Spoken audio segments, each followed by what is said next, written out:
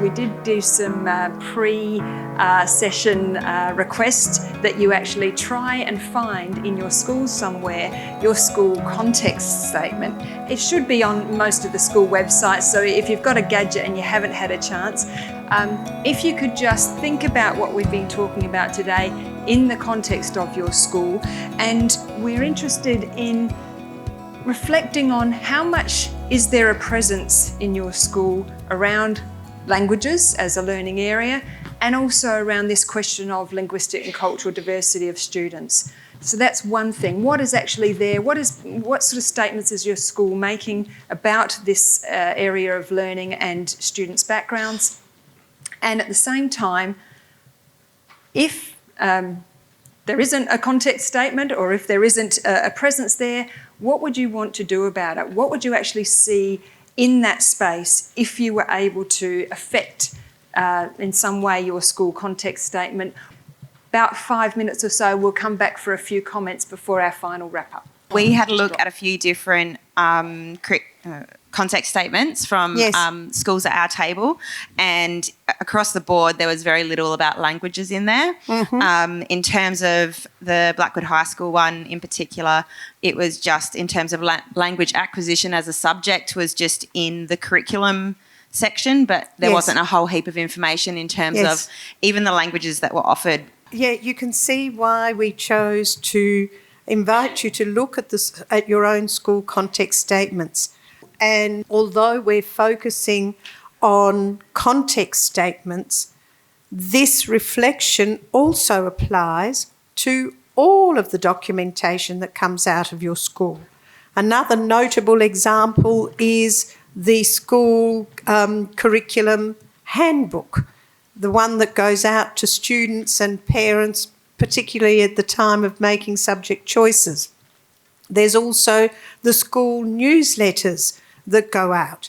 There might be stories in the media about the particular school. So in all of the documentation, in all of the areas where the school profiles itself, where are linguistic and cultural diversity and languages?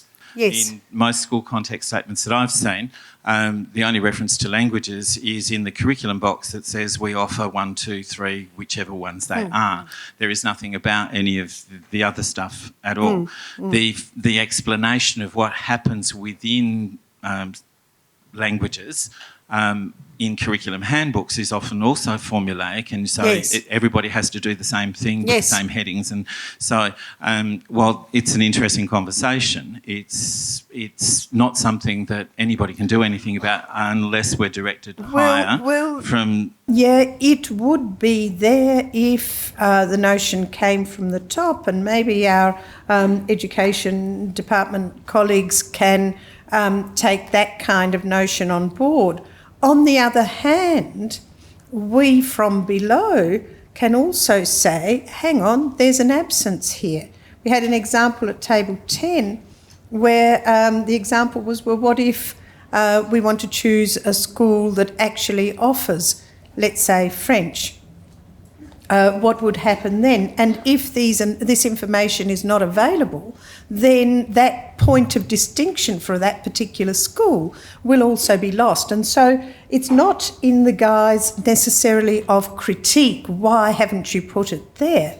But it's in the guise of, wouldn't it be a good idea if we have a picture on our school's major organ of information that says this is the linguistic and cultural profile of our school, these are the languages that we offer, and then unfolding from that any other information that we can possibly give. I think it's an encounter of the top down and bottom up, not just a directive.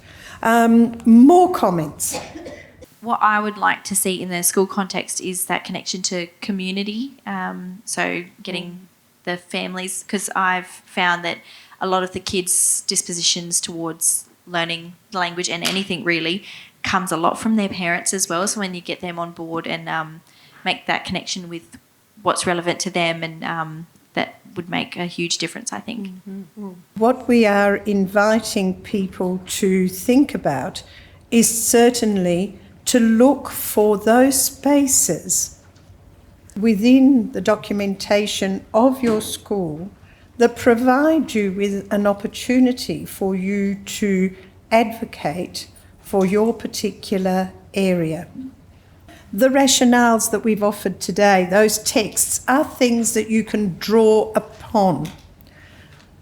But I am absolutely persuaded that equally powerful, if not more, is not necessarily how much we communicate, but how we tailor our particular messages to get languages education onto the strongest possible footing in our own schools. We've got 150 plus people in this room.